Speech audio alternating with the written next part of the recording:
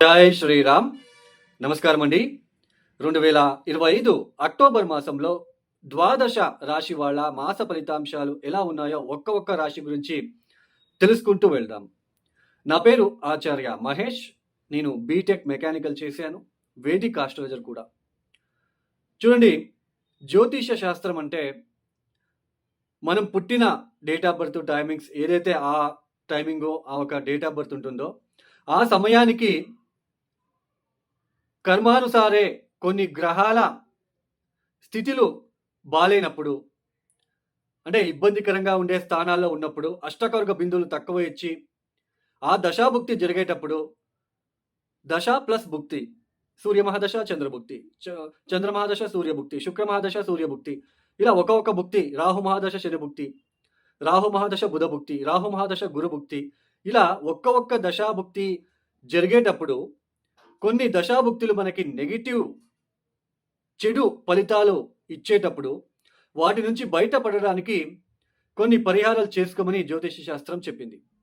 అయితే ప్రస్తుతం అత్యాశ ఎక్కువై ఆశతో ఇన్స్టాంట్ రిజల్ట్ కావాలి, తొందరగా ఫలితాలు రావాలి, తొందరగా అయిపోవాలండి, ఆ పనులన్నీ అయిపోవాలి, నేను మంచి జాబ్ రావాలి, నేనేం తప్పు చేయలేదు అయినా నాకు ఇబ్బంది పడుతున్నాను, జాబ్ లేదు, సరిగ్గా ఆరోగ్యం విషయంలో ఇబ్బందులు, లేదా డబ్బు విషయంలో ఇబ్బందులు, ఇలా పడుతున్నాను, తొందరగా రిజల్ట్ రావాలి అంటూ కర్మానుసారే బుద్ధి.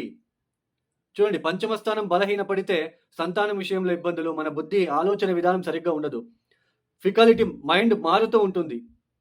పంచమ స్థానం బాగాలేకపోతే మళ్ళా ఈ ప్రేమ, ఆప్యాయత, బాండింగ్, రికగ్నైజేషన్ ఇవన్నీ కోల్పోయినాడు ఆ వ్యక్తి అంటే పంచమ స్థానం బలహీనంగా ఉంది అని అర్థం.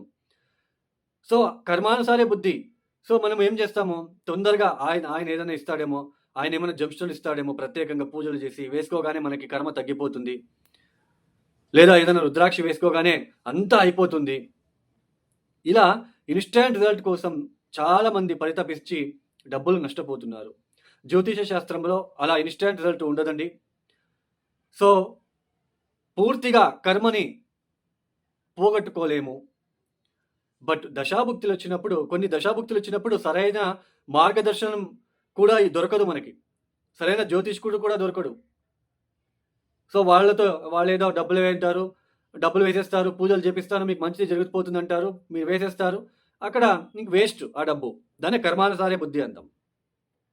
సో ఇది ఎందుకు చెప్పడం జరిగింది అంటే ప్రతి ఒక్కరు కూడా అర్థం చేసుకోవాలి. అందులోన 24 గంటల్లో పరిహారాలు, 24 గంటలలో మీ తలరాతలు మార్చేస్తామని మీరు ఇన్స్టాగ్రామ్లో కావచ్చు, మీరు పోస్టులు చూస్తూ ఉంటారు.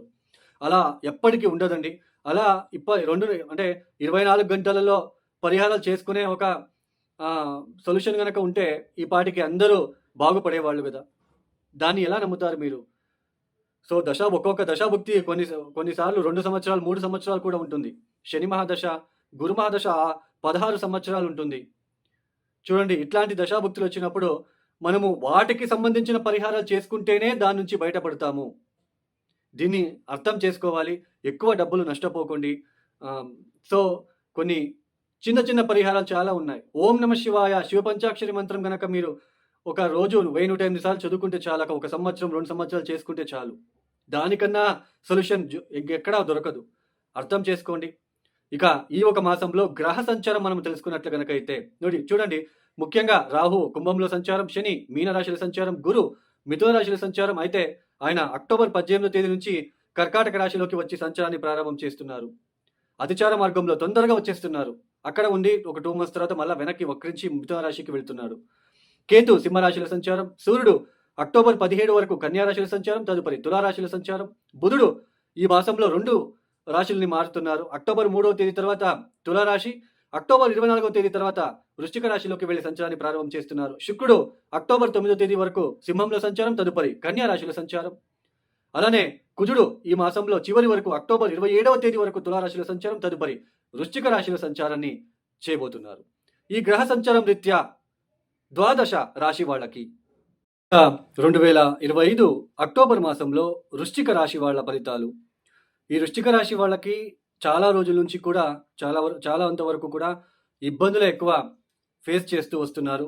అనవసరమైన భయం అండి. మెయిన్ వచ్చేసి వీళ్ళకి ఏదో ఒక భ్రాంతిలాగా, ఒక భయంలాగా అనిపించడం లాంటిది. అందులోన పంచమ స్థానంలో శని సంచారం జరుగుతూ ఉంది. పంచమ శని అంటాం.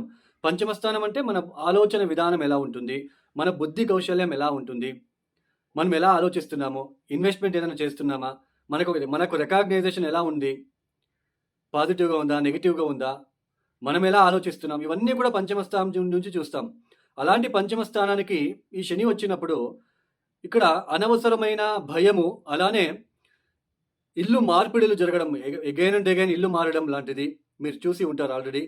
అలానే ఈ పంచమ శని వచ్చినప్పుడు పంచమ స్థానం అంటే ఏంటి? షేర్ మార్కెట్‌లో ఇన్వెస్ట్‌మెంటు. సో, ఇవన్నీ కూడా మనము చేస్తున్నామా లేదని మనకి రిప్రజెంట్ చేస్తుంది. అలాంటి శని కర్మకారకుడు శని వచ్చినప్పుడు ఎలా మన మెంటాలిటీ ఉంటుంది అంటే, అందరూ ఎక్కువ సంపాదిస్తున్నారు, నేను ఎక్కువ సంపాదించాలి, ఏదో ఒకటి చేయాలి. అంటే రాంగ్‌గా ఆలోచించి ఇన్వెస్ట్‌మెంట్ చేయడము, బెట్టింగులు కట్టడము, ఇలాంటివన్నీ చేసి డబ్బులు నష్టపోయే ఆస్కారాలుంటాయండి. ఇది వృశ్చిక రాశిలో లక్షల మంది ఉంటారు. అందరికీ సేమ్ ఇలానే జరిగి ఉండదు. బట్ పంచమ స్థానంలో అష్టకర్క బిందువులు ఎన్ని ఇచ్చాడు శని అనేది చూసుకోవాలి. అది దాన్ని బట్టి మనకి తెలుస్తుంది. అక్కడ అష్టకర్క బిందువులు గనక 0, 1, 2 గనక ఉంటే రాంగ్ ఇన్వెస్ట్‌మెంట్ చేస్తారు. రాంగ్‌గా ఆలోచన మొదలవుతుంది. రాంగ్‌గా ఆలోచించి అంటే నెగెటివ్ వేలో ఆలోచించి డబ్బులు నష్టపోయే సూచనలు ఇలాంటివన్నీ. అలానే అష్టమ గురువు కూడా జరిగింది ఇన్ని రోజులు. అక్టోబర్ 18వ తేదీ తర్వాత నవమానికి వస్తున్నాడు గురువుగారు. సో, అష్టమ గురువు అనేది ఈ భార్యాభర్తల మధ్య కొన్ని ప్రేమ, బాండింగ్, రిలేషన్‌షిప్ తగ్గడం లాంటిది. నన్ను ఎవరు పట్టించుకోవడం లేదు అని అనుకోవడము, ఆర్థిక విషయాల్లో ఇబ్బందులు, ఇలా అన్నీ ఫేస్ చేస్తూ వస్తున్నారు. దాదాపు అక్టోబర్ 18వ తేదీ వరకు కూడా ఇలానే ఉంటుంది కొంచెం. జాబ్‌లో ఒత్తిడిలో స్ట్రెస్ పెరిగిపోవడము, ఇలా కొంచెం ఉన్నప్పటికీ ఎప్పుడైతే అక్టోబర్ 18వ తేదీ తర్వాత నవమ స్థానానికి గురువుగారి యొక్క ప్రవేశం జరుగుతుందో అప్పటినుంచి గురువుగారు నవమ స్థానంలో కూర్చొని కర్కాటక రాశిలో కూర్చొని కౌంట్ చేసుకుంటూ రాండి. మీనరాశి నవమ దృష్టితో మీనరాశిని చూస్తాడు. అంటే శనిని చూస్తాడు కాబట్టి ఆ ఆలోచన, నెగెటివ్ ఆలోచన తగ్గడము, భయం తగ్గడము, తర్వాత పాజిటివ్ వేలో థింక్ చేయడము, అలానే తీర్థక్షేత్రాల దర్శనం చేసుకోవడము, దూర ప్రాంతాల జర్నీస్ చేయడం లాంటిది ఎక్కువగా ఉంటుంది. ఈ సమయంలో కొంచెం జర్నీస్ ఎక్కువ చేస్తారు. దేవతా కార్యాలలో పాల్గొంటారు. సో, ఇలా మంచి ఫలితాలు మీకు రాబోతున్నాయి. ఎప్పటినుంచి? అక్టోబర్ 18వ తేదీ తర్వాత తాత్కాలికంగా కొద్ది రోజులుంటాడు. ఆ కొద్ది రోజుల పాటు మీకు పాజిటివ్‌గా ఉండబోతుంది. పాజిటివ్‌గా ఆలోచిస్తారు, పాజిటివ్‌గా ఉంటారు. ఆర్థిక విషయాలు ఇబ్బందులు తగ్గుతాయి. అన్నీ కూడా మీకు పాజిటివ్‌గా ఉండబోతుంది అనే తెలుసుకోవచ్చు. మొత్తానికి వృశ్చిక రాశి వాళ్ళకి కొంచెం పాజిటివ్ పీరియడ్ అక్టోబర్ 18వ తేదీ తర్వాత రాబోతుంది అని తెలుసుకోవచ్చు. ఈ వృశ్చిక రాశి వాళ్ళు తప్పనిసరిగా మీరు చేసుకోవాల్సిందల్లా కాలభైరవుడిని ఎక్కువ ఆరాధించండి.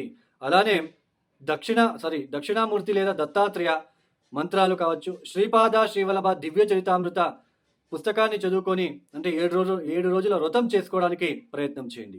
ఇక ఈ వీడియో మీకు నచ్చితే లైక్ చేయండి, షేర్ చేయండి, సబ్స్క్రైబ్ చేసుకోండి. అలానే ఆస్ట్రాలజీ కన్సల్టేషన్ కావాలనుకుంటే డిస్ప్లే అవుతున్న నంబర్‌కి నేరుగా మీరు కాల్ చేయండి. ఇక సర్వే జనం సుఖినో భవంతు. ధన్యవాదములు. జై శ్రీరామ్.